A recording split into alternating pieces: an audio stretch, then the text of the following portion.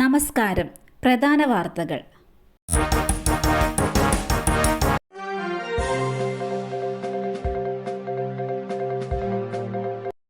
Alappuzha Harippad തൃക്കുന്നപ്പുഴയിൽ west Nile പനി സ്ഥിരീകരിച്ചു. Alappuzha Harippad തൃക്കുന്നപ്പുഴയിൽ west Nile പനി സ്ഥിരീകരിച്ചു. ജില്ലയിൽ ആരോഗ്യവകുപ്പ് ജാഗ്രതാ നിർദ്ദേശം നൽകിയിട്ടുണ്ട്. 2 മാസം മുമ്പാണ് വെസ്റ്റ് നൈൽ പനി ബാധിച്ച് ഇടുക്കി മെഡിക്കൽ കോളേജിൽ ചികിത്സയിൽ കഴിഞ്ഞിരുന്ന കോഴിക്കോട് സ്വദേശിയായ യുവാവ് മരിച്ചത്. പാലക്കാടും വെസ്റ്റ് നൈൽ പനി ബാധിച്ച് ചികിത്സയിലായിരുന്ന വയോധികൻ മരിച്ചു.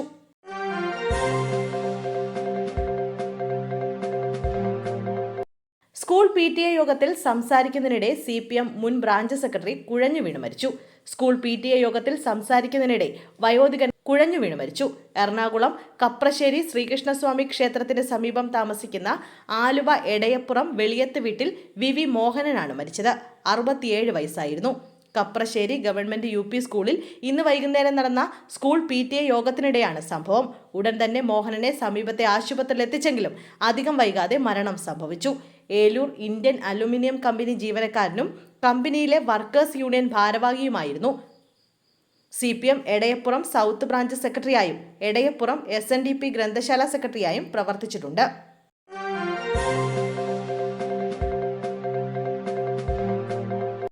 അതിശക്തമായ മഴയ്ക്ക് പിന്നാലെ ഭൂമിയിൽ വിള്ളൽ രൂപപ്പെട്ടു. 6 കുടുംബങ്ങളെ ദുരിതാശ്വാസ ക്യാമ്പിലാക്കും. കാസർഗോഡ് ബളാൽ പഞ്ചായത്തിലെ കൊന്നക്കാട് മുത്താടി കോളനിയിൽ ഭൂമിക്ക് വിള്ളൽ കണ്ടെത്തി. നെല്ലിക്കാടൻ കാണിച്ചി കല്യാണി ശാന്താരാഘവൻ, ശാന്ത ജോയി തുടങ്ങിയവരുടെ വീടുകളിലും വിള്ളലുണ്ടായി. ഈ പ്രദേശത്ത് താമസിക്കുന്ന 6 കുടുംബങ്ങളെ ഇവിടെ നിന്നും മാറ്റിപ്പാർപ്പിക്കാൻ തീരുമാനിച്ചിട്ടുണ്ട്. ഇന്ന് വൈകുന്നേരമാണ് ഭൂമിക്ക് വിള്ളൽ കണ്ടത്. പ്രദേശത്ത് കഴിഞ്ഞ ദിവസങ്ങളിൽ ശക്തമായ മഴ പെയ്തിരുന്നു. ഇതോടെയാണ് ഭൂമിയിൽ വിള്ളൽ കണ്ടെത്തിയതെന്നാണ് വിവരം. മാലോത്തെ കസബ ഗവൺമെന്റ് ഹയർ സെക്കൻഡറി സ്കൂളിലേക്കാണ് 6 വീടുകളിൽ നിന്നുള്ള 22 പേരെ മാറ്റിപ്പാർപ്പിച്ചിരിക്കുന്നത്.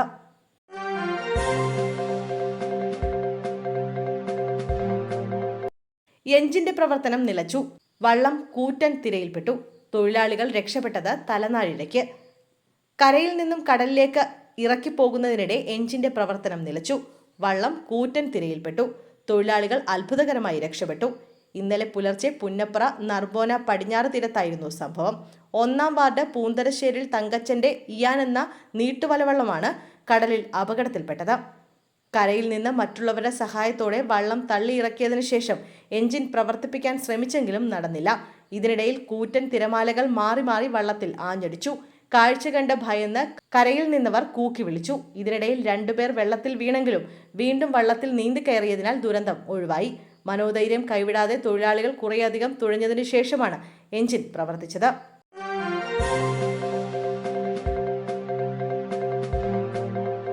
മാന്നാറിൽ വീണ്ടും തിരഞ്ഞെടുപ്പ് ചൂട്.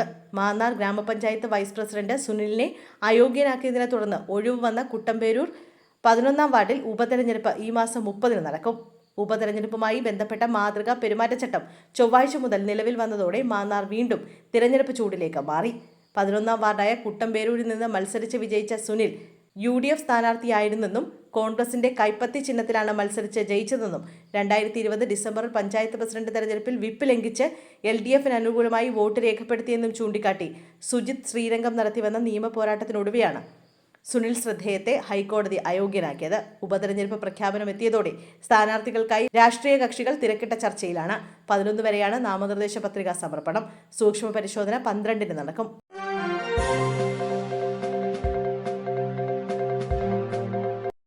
വിവാഹ ചടങ്ങിനിടെ സീലിംഗ് അടർന്നു വീണു. വരന്റെ ബന്ധുവിന് പരിക്ക്. വിവാഹ ചടങ്ങിനിടെ വരന്റെ ബന്ധുവിന്റെ തലയിലേക്ക് സീലിംഗ് അടർന്നു വീണതായി പരാതി. ചാലക്കുടി VR പുരം കമ്മ്യൂണിറ്റി ഹാളിലായിരുന്നു സംഭവം നടന്നത്. ആളൂർ പഞ്ചായത്തിലെ വെള്ളാഞ്ചിറ സ്വദേശിയായ യുവതിയുടെ വിവാഹമാണ് VR പുരം കമ്മ്യൂണിറ്റി ഹാളിൽ നടന്നത്.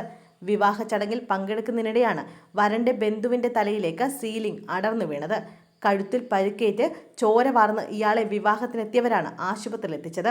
കൃത്യസമയത്ത് അറ്റകുറ്റപ്പണികൾ നടത്താത്തതിനെ തുടർന്ന് കമ്മ്യൂണിറ്റി ഹാൾ ജീർണാവസ്ഥയിലായതാണ് അപകടത്തിന് കാരണമെന്നാണ് ആക്ഷേപം ഉയർന്നത്.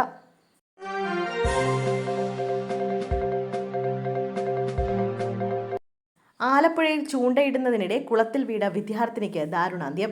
ആലപ്പുഴ കരിയിലക്കുളങ്ങരയിൽ ചൂണ്ടയിടുന്നതിനിടെ പെൺകുട്ടി കുളത്തിൽ വീണ് മരിച്ചു. കരിയിലക്കുളങ്ങര പത്തിയൂർക്കാല ശിവനയനത്തിൽ ശിവപ്രസാദിന്റെ മകൾ ലേഖയാണ് മരിച്ചത്. ഇന്ന് രാവിലെ 11 മണിയോടെയാണ് അപകടമുണ്ടായത്. വീടിന് സമീപത്തെ കുളത്തിൽ ചൂണ്ടയിടുന്നതിനിടെ കാൽ വഴുതി കുട്ടി വെള്ളത്തിലേക്ക് വീഴുകയായിരുന്നു. പെൺകുട്ടിക്ക് നീന്തൽ അറിയില്ലായിരുന്നുവെന്നാണ് അയൽവാസികൾ പറയുന്നത്. +2 വിജയിച്ച് ബിരുദ പ്രവേശനം കാത്തിരിക്കുകയായിരുന്നു ലേഖ. മൃതദേഹം കായംകുളം താലൂക്ക് ആശുപത്രിയിൽ സൂക്ഷിച്ചിരിക്കുകയാണ്.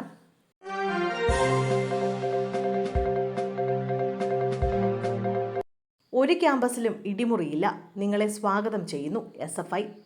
വിമർശനങ്ങളെ സ്വാഗതം ചെയ്യുന്നുവെന്ന് SFI സംസ്ഥാന പ്രസിഡന്റ് PM ആർഷോ പറഞ്ഞു. കേരളത്തിലെ ഒരു ക്യാമ്പസിലും ഇടിമുറിയില്ല, ഞങ്ങൾ മാധ്യമങ്ങളെ ക്യാമ്പസുകളിലേക്ക് സ്വാഗതം ചെയ്യുന്നു.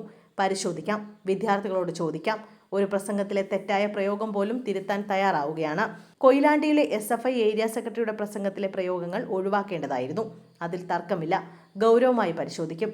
ഏരിയ പ്രസിഡന്റിന്റെ ചെവി ഗുരുദേവ കോളേജിലെ അധ്യാപകൻ അടിച്ചു പൊളിക്കുകയായിരുന്നു. കേൾവി നഷ്ടമായി, അതിനെക്കുറിച്ച് ആരും ചർച്ച ചെയ്യുന്നില്ല. പക്ഷേ പ്രസിഡന്റ് അധ്യാപകനോട് തട്ടിക്കയറുന്ന ദൃശ്യങ്ങൾ പുറത്തു വന്നിട്ടുണ്ട്. പ്രസിഡന്റിന്റെ നടപടി ന്യായീകരിക്കുന്നില്ല. ഇപ്പോൾ പുറത്തു വന്ന ദൃശ്യങ്ങൾക്ക് മുമ്പേയുള്ള ദൃശ്യങ്ങൾ പുറത്തുവിടാൻ കോളേജ് തയ്യാറാകണം. SFI പ്രസിഡന്റിനെയാണ് ആദ്യം അധ്യാപകൻ മർദ്ദിച്ചതെന്നും ആർഷോ ആരോപിച്ചു.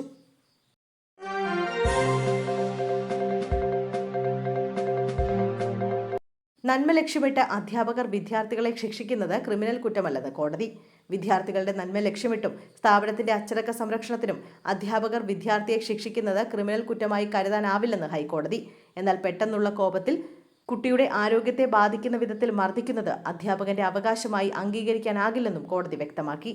ക്ലാസ് പരീക്ഷയിൽ മാർക്ക് കുറഞ്ഞതിന്റെ പേരിൽ പെരുമ്പാവൂരിൽ 8ാം ക്ലാസ് വിദ്യാർത്ഥിനിയെ തല്ലിയ അധ്യാപകനെതിരെ കോടനാട് പോലീസ് രജിസ്റ്റർ ചെയ്ത കേസിലെ നടപടികൾ റദ്ദാക്കിയാണ് ജസ്റ്റിസ് A ബദറുദ്ദീന്റെ ഉത്തരവ്.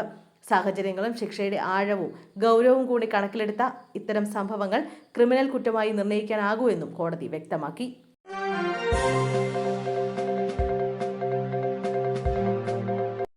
+1 സപ്ലിമെന്ററി അലോട്ട്മെന്റ് കണക്ക് പുറത്തുവിടാതെ വിദ്യാഭ്യാസ വകുപ്പ്. +1 സപ്ലിമെന്ററി അലോട്ട്മെന്റിനുള്ള അപേക്ഷകരുടെ എണ്ണം പുറത്തുവിടാതെ വിദ്യാഭ്യാസ വകുപ്പ്. അപേക്ഷാ സമർപ്പണം ഇന്നലെ വൈകിട്ട് 5-ന് പൂർത്തിയായെങ്കിലും മൊത്തം അപേക്ഷകരുടെ എണ്ണമോ ജില്ല തിരിച്ചുള്ള കണക്കോ പുറത്തുവിടാൻ ICT സെൽ തയ്യാറായിട്ടില്ല. സാധാരണ അപേക്ഷാ സമർപ്പണം പൂർത്തിയാകുന്ന ഘട്ടത്തിൽ അപേക്ഷകരുടെ എണ്ണം പ്രവേശന പോർട്ടൽ വഴി പ്രസിദ്ധീകരിക്കാറുണ്ട്. കടുത്ത പ്രതിഷേധത്തിനൊടുവിൽ മലപ്പുറത്ത് 7000-ഓളം പേർക്ക് സീറ്റ് കിട്ടാനുണ്ടെന്ന് വിദ്യാഭ്യാസ മന്ത്രി സമ്മതിച്ചിരുന്നു. സപ്ലിമെന്ററി അലോട്ട്മെന്റിന് ലഭിച്ച അപേക്ഷ കൂടി നോക്കി പുതിയ താൽക്കാലിക ബാച്ച് അനുവദിക്കുമെന്നായിരുന്നു മന്ത്രിയുടെ പ്രഖ്യാപനം.